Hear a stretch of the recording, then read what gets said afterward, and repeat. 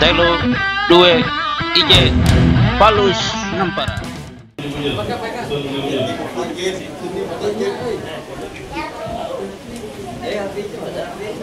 Ini nggak sama. Ini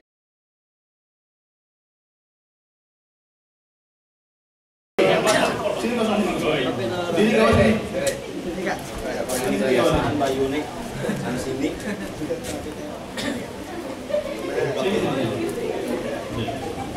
Ya. Sampai maju. Kita ke belakang sih, Kong.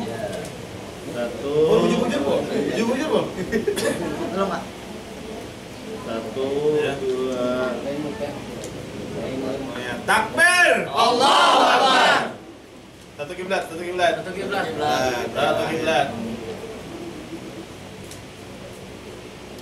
5 waktu, Sah. 5 waktu. Kirain tadi satu istri. 1, 2, 3. 1, 2, 3. Mau lagi? 4 istri. Satu, dua. Yang beliau khawatirkan yang berada keluarganya di kota Gaza, Palestina. Makanya tadi meminta maaf, beribu-ribu maaf karena beliau tidak bisa hadir, dan mudah-mudahan ini perwakilan ini saya ke sini dan juga mudah-mudahan ilmunya bermanfaat bagi kita semua. Para jamaah yang dirahmati Allah Subhanahu wa taala. Kemarin saya menerjemahkan beliau. Jadi menerjemahkan beliau tentang fadhailur Ramadan, fadilah bulan Ramadan.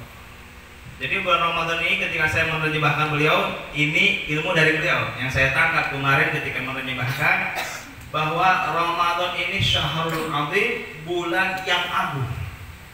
Wa syahrul mubarak, yang mana bulan ini penuh diberkahi.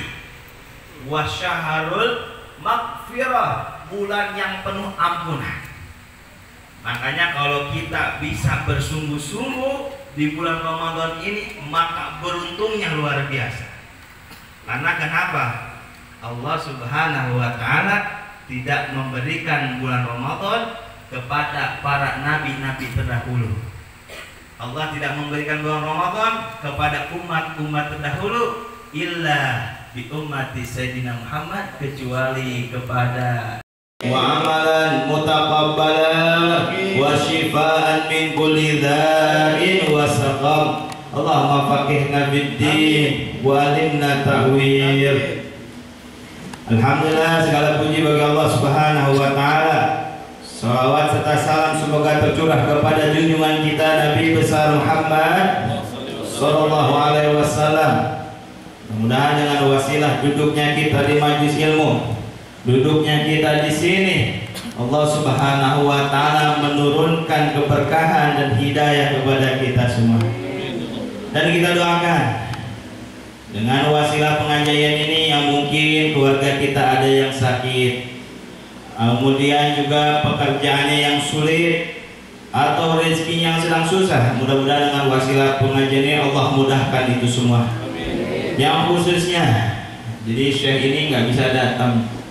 Tadi habis daripada acara subuh, beliau langsung pusing langsung pingsan, nggak pingsan sih, jadi langsung nggak bisa lama sama sekali. Akhirnya nggak bisa kesini dan minta maaf kepada antum semua, dimaafkan atau tidak?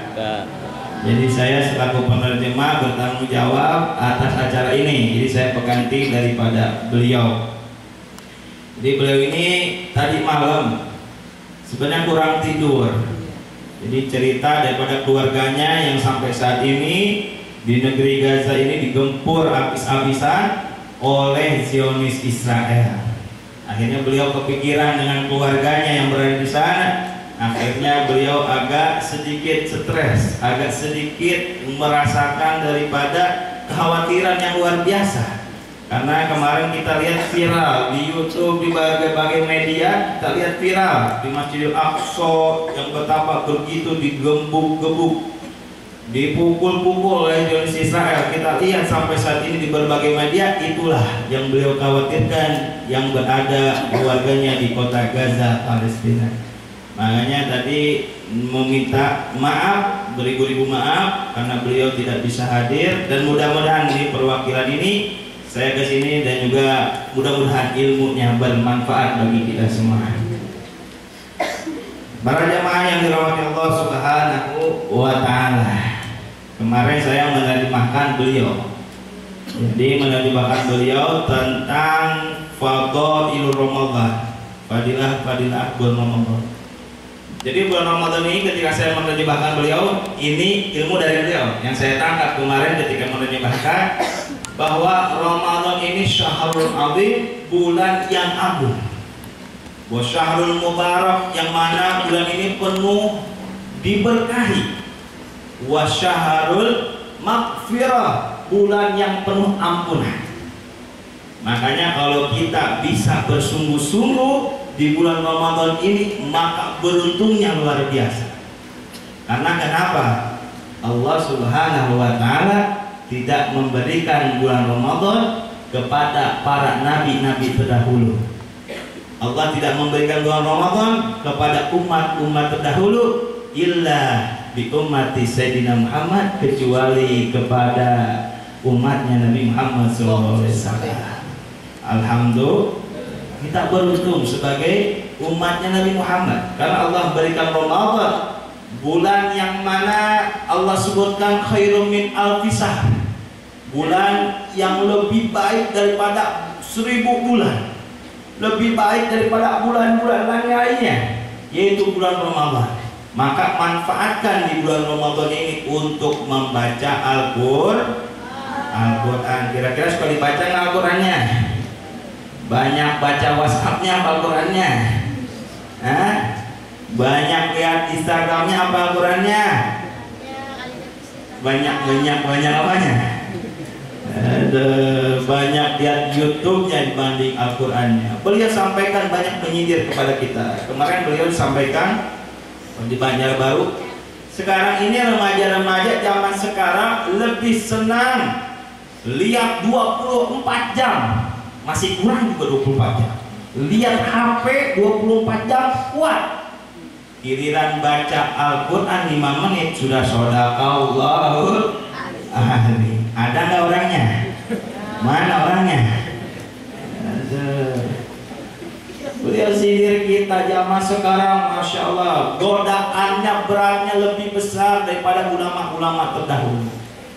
Makanya kata Habib Salim Asatiri, beliau pernah mengatakan zaman sekarang ini gampang dirusak. Yang paling merusak daripada zaman sekarang adalah HP. Televisi masih bisa dipantau oleh keluarga, tapi kalau HP, wah, kamar mandi bisa. Sambil apa lagi? Sambil makan bisa. Sambil apa lagi? Ngopi bisa. Masak bisa. Karena HP ini akan merusak kita, dan merusak bukan hanya soal daripada kemalasan beribadah, maka HP ini akan menjauhkan dari Allah Subhanahu wa taala. Makanya kalau kita ingin benar-benar beribadah kepada Allah, maka singkirkan HP. Ada seorang Habib mengatakan, makanya kalau nunda HP, kalau nunda itu bahasa Sunda. Ini taruh. Tahu Bu? Apa taruh? Bukan Cikitaro, bukan. Diletakkan. Ketika meletakkan HP, janganlah di saku sini. Karena kenapa? Ini banyak muharramah, banyak yang haramnya. Ini banyak maksiatnya. Ini banyak madharatnya.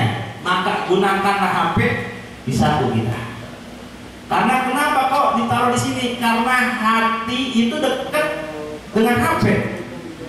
Ketika dekat dengan kemaksiatan, dekat haramat, maka hati itu akan gampang menyerang, gampang menyentuh. Maka jauhkanlah daripada HP kita di dalam hati kita. Karena kalau kita sering daripada menaruh di sini, maka akan ada perbuatan ketika kita mau ibadah males, ingin ngaji males. Karena sebab apa? Mungkin karena sebab banyak keharuman di HP kita yang membuat dekat dengan hati kita dan menyebabkan malasnya kita beribadah. Makanya kalau taruh atau letakkan HP, taruh di satu sebelah kiri atau di sini. Jadi jangan taruh dekat hati. Karena kalau ditaruh dekat hati, maka akan berdampak buruk kepada amalan kita, yaitu beribadah. Kemudian amanah atau ceramah daripada Syekh waktu itu pernah dijelaskan bahwa bulan Ramadan ini sudah menjadi rukun Islam. Rukun Islam yang keberapa? Pada diem nih. Apa enggak? Yang pertama, rukun Islam satu, syahadat. Udah syahadat belum? Sunat deh. Yang kedua, sholat. Udah sholat udah? Udah. Pada berekan loh. Yang ketiga, puasa. Syahadat, sholat, zakat. Kemudian yang keempat, puasa. Puasa ini Allah Subhanahu wa Ta'ala atau kita sebagai umat Islam itu ada rukunnya, maka wajib yang mewajibkan kita puasa adalah di bulan Ramadan. Ramadan ini bulan yang mana Allah Subhanahu wa Ta'ala menurunkan Al-Quran atau yang kita lihat nuzulul Quran, yang mana waktu turunnya Al-Quran kebenaran waktu Quran itu bukan di bulan 20 ke atas, tapi dimulai Ramadan. Dari awal Ramadan kita sudah mencari malam Lailatul Qadar. Kadang-kadang nih terawih, pernah terawih pernah terawih Bu? Adek pernah terawih? Itu biasanya tuh kalau malam terawih pertama, Masya Allah sopnya sampai belakang. Itu kalau pas mau Idul Fitri, sopnya tinggal sop depan doang. Kadang-kadang sama imam satu, sama makmum satu. Ini kebanyakan terjadi di negeri kita. Makanya bukan hanya mencari Lailatul Qadar ini di malam-malam terakhir, tapi cari juga di malam-malam awal. Karena kenapa? Malam Lailatul Qadar ini malam yang rahasia, yang mana Allah Subhanahu wa Ta'ala memilih hamba-hambanya yang mendapatkan malam Lailatul Qadar. Kemudian kenapa Allah Subhanahu wa Ta'ala menurunkan Al-Quran? Kemarin ceramah beliau amanah hudal linnas, yaitu turunnya Al-Quran ini untuk petunjuk bagi manusia. Kita hidup tanpa dengan Al-Quran maka jahil. Tahu jahil? Bodoh. Itu namanya temannya Abu Jahal. Tahu Abu Jahal? Gak tahu. Abu Janda tahu? Abu Janda sesat sekarang nih. Bilang Palestina di media-media. Palestina gak ada apa-apanya. Kemarin saya sudah sering 2 tahun sekali ke sana, tapi gak ada apa-apanya. Iya 2 tahun sekali ke sana. Jadi ini dia menyesatkan kita. Makanya Abu Jahal, Abu Janda ini bermasalah semuanya. Pokoknya yang namanya abu-abu masalah. Ya. Ada di sini abu. Jadi jangan sampai kita terjerumus kepada itu semua. Makanya ketika kita daripada bulan Ramadan ini, Al-Quran ini adalah petunjuk sebaik-baiknya yang tidak terputus sampai di zaman Rasulullah sampai zaman sekarang. Nabi Muhammad SAW tidak meninggalkan harta sedikit pun untuk umat Islam. Nabi Muhammad SAW tidak meninggalkan daripada dunia untuk umat Islam, tapi hanya meninggalkan petunjuk bagi manusia, yaitu Al-Quran. Kemudian setelah kita daripada ingin menghafal Al-Quran, ada yang hafal Al-Quran? Ada? Insya Allah. Hafal, ini Syekh yang datang ke sini hafal 30 juz. Masa kira-kira nih ibu-ibu bapak-bapak di sini hafal berapa juz? Hah? Jus apaan? Jus sapu. Aduh. Jadi ketika kita ingin menghafal daripada Al-Quran, beliau sampaikan ada perkara yang harus kita lakukan. Apa amanat beliau? Beliau sampaikan yang pertama yaitu ikhlas. Jadi ketika kita ingin menghafal, ikhlas. Jangan sampai kita ingin menghafal karena seseorang. Wah, ada nggak tuh? Ada, saya menghafal. Mudah-mudahan dengan hafal ini si fulana demen amanah nih. Ada nggak? Ada seperti itu. Ikhlas kalau ingin menghafal. Karena dengan ikhlas Allah akan membuka hati kita dan mudah kita untuk menghafal. Kemudian yang kedua, beliau sampaikan kalau kita ingin menghafal Al-Quran, maka kuncinya adalah birrul walidain, yaitu berbakti kepada orang tua. Makanya kalau disuruh sama orang tua, kata Allah dalam Al-Quran, wala taqul uff, jangan kalian bilang uff. Jangankan bilang uff, maka zaman sekarang udah beda. Misalkan siapa di sini kalau orang Banjar apa manggil anak tuh? Siapa manggil anak bisa? Nah, apa? Nah, beliin apa? Ketoprak. Ketoprak ada sini? Gak ada. Apa? Beli apa di sini yang ini? Cendol ada. Cendol dawet. Gado-gado. Nah, beliin gado-gado. Nah, saja sudah tidak boleh. Karena kalau kita ingin menghafal Al-Quran, ingin mudah masuknya, kita berbakti kepada orang tua. Kalau kita ingin dimudahkan Allah bukakan hati kita, maka kuncinya daripada itu kita harus berbakti dulu. Kalau orang tua nggak ridho sama kita, kalau orang tua daripada benci dengan kita, maka kita percuma. Meskipun kita berhari-hari menghafal Al-Quran, maka Allah tidak akan membaca. Minta ridho.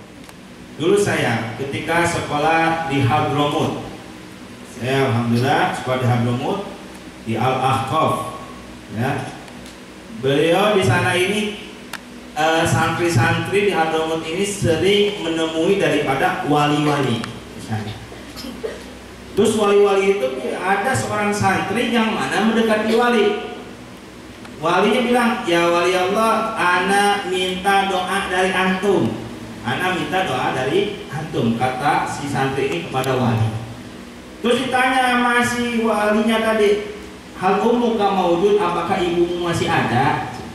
Terus apa jawabnya? Jawab tadi, nah, kata si santri itu, umi maujud, umiku masih ada. Kemudian apa kata si wali tersebut? Utlubu minha doa, mintalah kepadanya doa. Karena apa? Karena doa seorang ibu afdhalu min auliya, lebih afdol, lebih mustajab daripada para wali. Masih punya ibu nggak di rumah? Masih nggak? Minta doa sama ibu, minta ridho sama ibu. Itu kunci daripada ingin suksesnya di dunia. Ayah saya pernah berpesan, Kiai Haji Abdullah bin Awf bin Sajoban. Beliau pernah berpesan kepada saya, almarhum, beliau sudah almarhum, kalau ingin ente sukses di masa depan, ingin dilihat oleh orang-orang, maka apa kuncinya? Satu, doakan orang tua. Apa kunci doa dari orang tua? Minimal, paling minimal setelah sholat, yaitu Rabbik firli wali walidayya warhamhuma kama rabbayani shaghira. Apa enggak? Allahumma ghfirli wali walidayya warhamhuma kama rabbayani shaghira. Allahumma ghfirli wali walidayya warhamhuma kama rabbayani shaghira. Adem enggak? Adem. Karena kita mendoakan orang tua begitu kepada kita. Itu kuncinya. Yang terakhir, kalau kita ingin mudah daripada amanat beliau kemarin, yaitu ketika kita ingin mudah daripada menghafal Al-Quran, yaitu menghafallah di waktu fajar atau setelah subuh, karena para malaikat beristighfar kepada Allah dan melihat daripada orang-orang kegiatan setelah subuh, karena kebanyakan ada yang sholat subuh langsung tidur, ada yang sholat subuh langsung kerja. Tapi disitulah para malaikat melihat daripada hamba-hamba Allah yang mana lagi beribadah, yang lagi baca Al-Quran, maka disitulah Allah Subhanahu wa Ta'ala akan membukakan pintu rahmatnya sehingga mudah untuk menghafal. Dan para malaikat yang menyaksikan daripada orang yang membaca Al-Quran di waktu subuh, maka dia akan beristighfar kepada Allah dan akan mudah kita masuk hafalannya. Makanya kalau ingin menghafal Al-Quran, kuncinya yaitu setelah subuh. Karena setelah subuh itu otak masih fresh, otak masih enak untuk menghafal. Disitulah juga diistighfari oleh para malaikat dan mudah Allah memberikan ilmu kepada kita, apalagi Al-Quran. Beliau katakan juga kita menghafal Al-Quran itu mudah. Hafal Al-Quran mudah, tapi yang susah adalah menjaganya. Kadang kita suka udah ngapalin Al-Quran juz amma, sekalinya udah hafal tutup Al-Quran buka TikTok, ya hilang dah, baru dihafalin. Kemudian sudah buka lagi, buka Instagram, ya buka YouTube, ya sudah. Apalagi main game, wah sudah hilang tuh waktu-waktu menghafalnya. Makanya gunakan waktu sebaik mungkin. Yang pertama kuncinya ikhlas. Yang kedua birrul walidain, yaitu berbakti kepada orang tua. Yang ketiga yaitu menghafal di waktu subuh. Nah ini tadi untuk para adik-adiknya. Untuk para bapak-bapak dan ibu-ibu bagaimana? Nah Bu, bapak-bapak, ibu-ibu pengen sukses apa tidak? Pengen sukses apa enggak?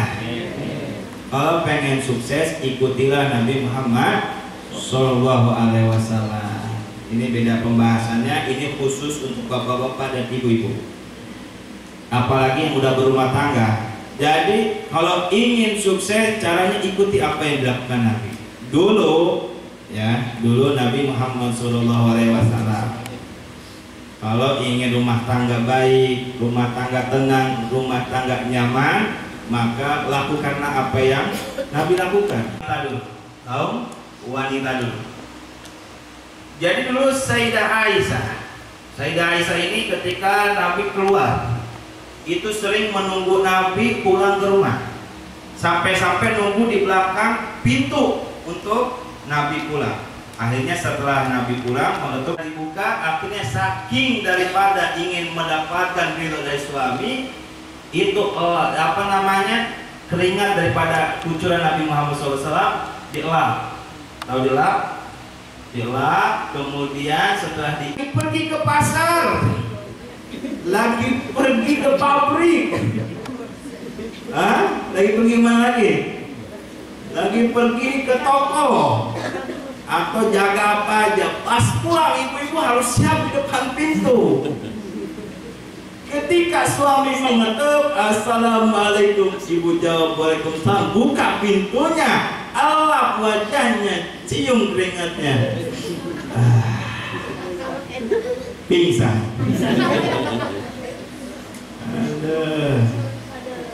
Jadi luar biasa, itulah keharmonisan keluarga Nabi. Makanya di situ bagaimana Nabi mengajarkan kepada para istrinya.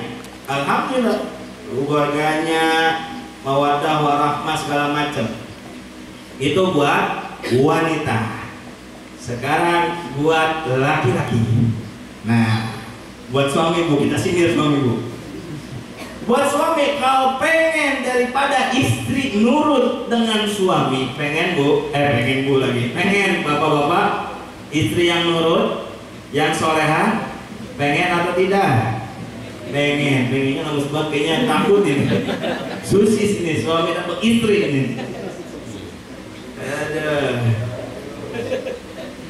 Jadi kalau pengen istri nurut sama suami kuncinya mudah. Nabi Muhammad SAW ketika pulang daripada dakwah, daripada di luar rumah, datang ke rumah, buka pintu, ketika sudah salam langsung diusap kepalanya. Makanya bahagianya seorang istri ketika diusap oleh suami kepalanya ketika pulang dari luar. Ustaz, kok aneh sudah berulang-ulang kali diusap-usap kepala istri, cuman kagak nurut-nurut sampai sekarang. Gimana kuncinya? Kuncinya lebih mudah lagi. Jadi pas pulang tetap diusap, cuma usapnya pakai duit. Insya Allah itu nurut namanya istri. Ya, langsung mah masak, mah langsung cuci. Itu luar biasa. Ya, makanya jadikanlah keharmonisan di rumah tangga ini. Jadikanlah amal-amalan Rasulullah ini menjadi romantis di keluarga kita semua. Ini kasihan nih, kayaknya saya mau akan dibawa ke rumah sakit, jadi saya nggak bisa lama-lama. Ya, ini hanya sebagai perwakilan beristighfar kepada Allah Subhanahu Wa Taala. Kita panjatkan hajat kita panjatkan apa yang kita inginkan di dunia, dan mudah-mudahan kita juga berkumpul di sini dan Allah kumpulkan di surganya nanti. Amin. Astagfirullahaladzim. Ikutin semuanya. Astagfirullahaladzim. Astagfirullahaladzim. Min kulli dzanbin 'adzim. Min kulli dzanbin 'adzim. La ilaha illallah.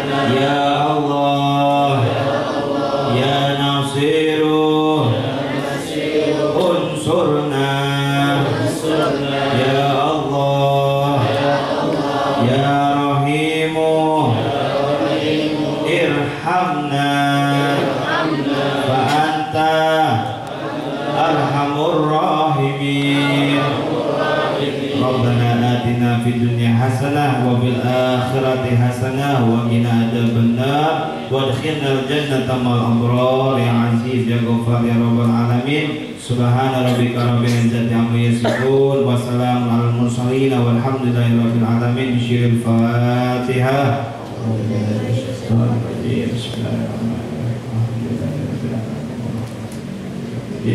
Ya kadang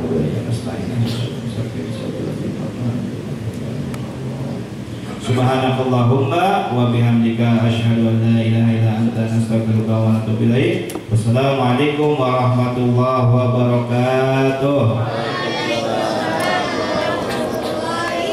Silaturahmi kembali bersama Syekh ya. Di hari Senin kita juga mau ke Sumatera Utara. Jadi mudah-mudahan insyaallah di tahun besok saya juga bisa hadir di sini lagi dan mudah-mudahan bersama Syekhnya hadir di sini. Amin ya rabbal alamin. Syukran lakum. Terima kasih. Saya silakan ada.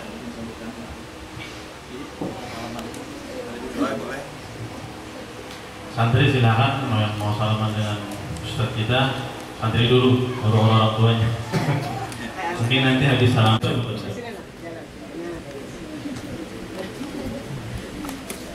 Mana lagi? Harus sekolah ya? Ayo. Satu lagi. Foto dulu, foto.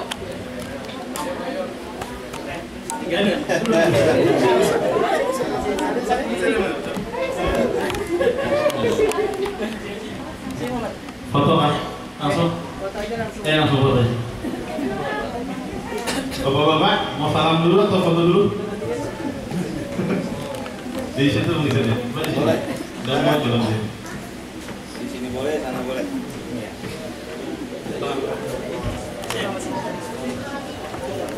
Bisa bagian berdiri, sebagian duduk.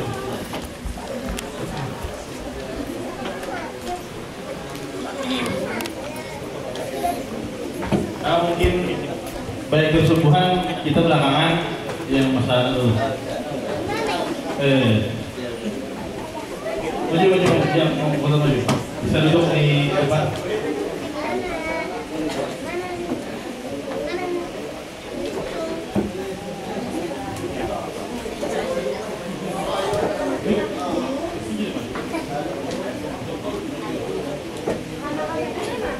Sudah ya?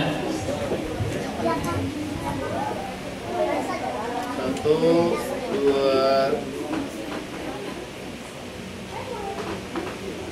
Sudah. Baiklah, siap? Siap.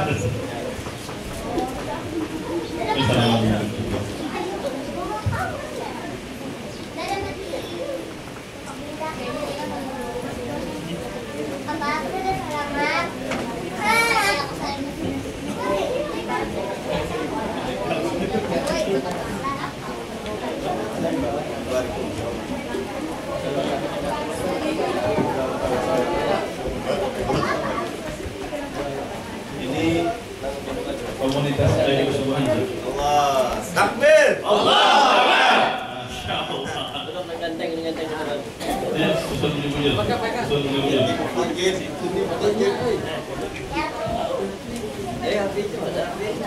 Sini kosong. Sebelah diri. Sini kosong. Diri kawan ini. Ini kawan. Mbak Yunik. Sana sini.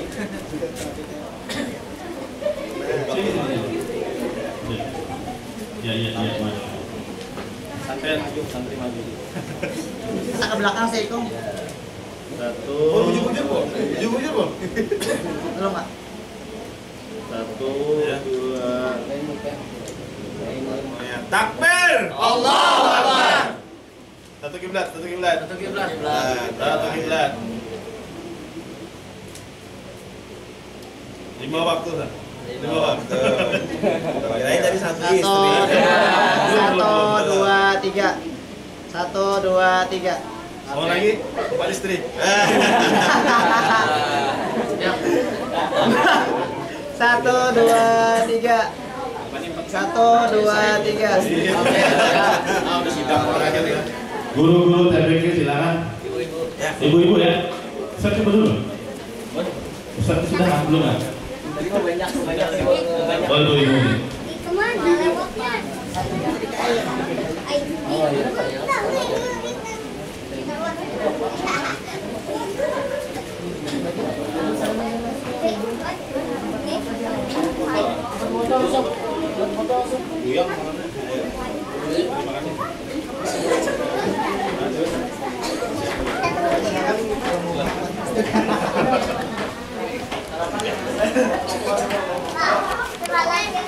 Ibu-ibu siap? Alhamdulillah.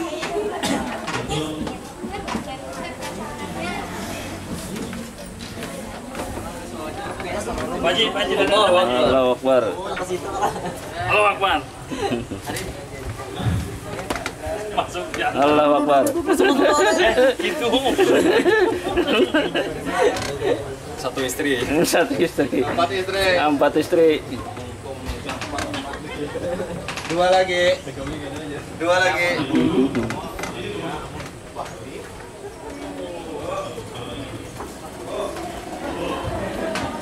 Nah. Luar biasa. Ustaz ketiga. Saya boleh gini. Ah, tanya mereka.